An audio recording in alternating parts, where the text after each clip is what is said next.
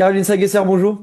Bonjour. Merci d'être avec nous sur Radio Judaïka. Alors, la région bruxelloise se prépare à égaler aujourd'hui et battre demain le triste record de 541 jours sans gouvernement de plein exercice en Belgique. Un record, un triste record jusqu'ici détenu par l'État fédéral, pour la période entre les élections de juin 2010 et l'avènement du gouvernement Di Rupo en décembre 2011. C'est quelque chose auquel on ne s'attendait pas aux élections de juin, avec la fameuse vague bleue du MR lorsqu'ils ont remporté les élections à Bruxelles.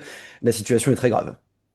Oui, absolument, c'est quelque chose de tout à fait inattendu. On s'attendait à un blocage très long au fédéral et ça a pris du temps pour constituer l'Arizona, mais je dirais qu'à l'échelle de la Belgique, c'est une durée qu'on va qualifier de raisonnable. En revanche, un an et demi sans gouvernement bruxellois, alors que je crois que la fois où ça avait pris le plus de temps précédemment, c'était en 2014, il avait fallu 56 jours. C'est vraiment inattendu. On s'attendait à quelques difficultés vu la coïncidence des scrutins. Il y avait des élections communales au mois d'octobre et donc on a bien compris qu'après les élections de juin, eh bien, les protagonistes qui pour la plupart étaient candidats à l'élection communale, eh bien, ils ont un peu mis les négociations en pause. Mais on n'avait pas imaginé que ce serait tellement compliqué de former un gouvernement bruxellois. Et oui, la situation est gravissime. Mhm. On avait remarqué en 2024, à la suite des élections, qu'il y avait tout de même un paysage politique plus éclaté que jamais en région Bruxelles-Capitale. Oui, absolument. Donc la difficulté, eh bien, elle vient essentiellement du fait qu'il y a de plus en plus de partis représentés, particulièrement du côté néerlandophone, puisqu'il y en a 8 qui se partagent les 17 sièges. Donc ça, c'est effectivement un problème qui vient compliquer la structure institutionnelle de Bruxelles, qui n'est déjà pas simple, puisqu'il faut une double majorité francophone et flamande, et c'est effectivement cette double majorité qu'on n'arrive pas à trouver depuis les élections. Et puis ajoutons à ça une donnée singulièrement politique, je dirais, c'est que le résultat des élections à Bruxelles, eh bien, il a été très différent de celui en Flandre ou en Wallonie, puisqu'à Bruxelles, on n'a pas pu spontanément former une majorité de droite, de centre-droit. Et sans doute aussi que les protagonistes n'ont pas pris la mesure de la difficulté dès le départ. On a vu du côté francophone le MR les engager se marier rapidement à la région wallonne, à la Fédération Wallonie-Bruxelles, sans véritablement penser à Bruxelles. Bruxelles a été un peu laissé pour compte, laissé comme le problème un peu épineux dont on s'occuperait par après. Alors que quand en politique il y a des difficultés, ben, mieux vaut commencer par ce qui est le plus difficile.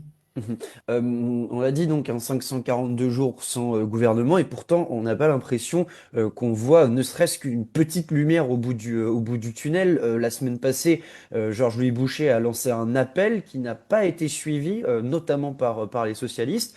Euh, je le disais, on ne voit pas le bout du tunnel. On ne voit pas encore le bout du tunnel. Maintenant, j'ai l'impression qu'il n'est pas exclu qu'une formation de gouvernement sans Georges-Louis Boucher, sans le MR, puisse être tentée. Savoir si elle va aboutir, c'est aussi particulièrement difficile de trouver une majorité dans ces conditions. Mais je ne veux pas désespérer. Je ne pense pas que nous aurons un gouvernement sous le sapin, mais je ne peux pas croire non plus que tout soit véritablement perdu et que nous allions vivre l'ensemble de cette législature en affaires courantes. Ça paraît d'autant plus impossible qu'il y a une pression des institutions financières qui se fait sentir qu'il va nous falloir avoir un gouvernement et un budget sous peine de risquer la faillite. Mhm. Ouais, vous avez parlé du président du MR, Georges-Louis Boucher. Il a récupéré le poste de formateur suite au désistement de David Leister, qui avait lui été nommé formateur au début. Selon vous, le président du MR est-il l'homme de la situation, sachant qu'il n'est pas bruxellois? Non, ça pose effectivement une difficulté, mais je dirais qu'en élargissant la focale, le problème, c'est que nous avons des partis communautaires, nous avons des partis francophones, des partis flamands qui, quelque part, co-gèrent Bruxelles, au lieu d'avoir effectivement, véritablement des Bruxellois qui soient à la manœuvre. Donc, c'est pas du tout propre à Georges-Louis Boucher, même si effectivement, il a d'autres chats à fouetter, hein, comme président du premier parti francophone représenté tant en Wallonie qu'à la Fédération et surtout à l'Arizona, hein, comme député fédéral aussi. Il a des rôles à remplir qui ne lui donnent pas la disponibilité nécessaire pour s'occuper de Bruxelles. Et puis, au départ, effectivement, ce n'est pas, je pense, le rôle d'un président de parti qui n'est pas bruxellois de négocier en priorité un gouvernement à Bruxelles. Mhm. Il y a énormément de tensions, notamment entre le PS et le MR. On a également vu des tensions entre l'Open VLD et le PS, après des propos jugés insultants de la part de Frédéric de Gucht, le négociateur bruxellois Open VLD. Quels sont les points d'achoppement en fait aujourd'hui? C'est uniquement, oh, pas uniquement, mais principalement le budget? C'est le budget, mais c'est surtout toujours encore ce blocage qui fait que le PS ne veut pas gouverner avec la NVA et que l'OpenVLD ne veut pas gouverner sans la NVA. Je crois que depuis qu'il y a eu ces deux ukases-là, on n'a pas du tout progressé et on sait bien voilà, qu'il va falloir faire quelque chose pour trancher entre ces deux prises de position. Alors oui, c'est sûr que le budget pèse très lourd dans la mesure où personne n'est très impatient d'y aller dans un contexte où faire un budget, ça veut dire essentiellement déterminer où on va pouvoir faire des économies. Mhm. Oui, le PS ne se rend donc plus aux négociations depuis le 20 novembre. C'est un réel problème de ne pas avoir le deuxième parti de la région. Oui, enfin, en l'occurrence, le PS a aussi lancé des consultations avec des engagés, avec Écolo, avec Défi. Donc, en fait, il y a des processus parallèles qui se mettent en place et il faut rappeler qu'à la région, ben, il n'y a pas de retour à la case palais royal. Donc, finalement, est formateur celui ou celle qui parvient à réunir autour de la table des partis qui vont constituer une majorité. Et donc, comme je vous le disais tout à l'heure, maintenant, il y a peut-être une possibilité d'avoir un gouvernement sans l'EMR. Alors, c'est sans doute pas la formule la plus souhaitable, puisque idéalement, dans un gouvernement, il faut prendre les plus grands partis, et puis il faut aussi prendre ceux qui ont gagné les élections. Mais au bout d'un moment, je dirais que maintenant, il nous faut un gouvernement, n'importe lequel. Le MR serait prêt à accepter à ne pas être au gouvernement pour le bien de Bruxelles? Mais écoutez, de toute façon, si une majorité se constitue sans lui, il n'a pas à accepter ou refuser. Alors, je ne doute pas un seul instant qu'il dira que c'est un véritable scandale.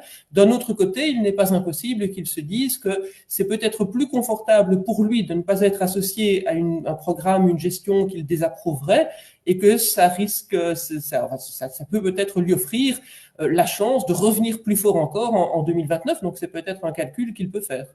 On parlait de budget, la pression financière pourrait finir par jouer, notamment sur la possibilité de voir Bruxelles privée de liquidités au milieu de l'année prochaine. Les contrats avec Belfius et avec ING encadrant deux lignes de crédit de 500 millions d'euros, arrivant à échéance à la fin de l'année qui s'achève.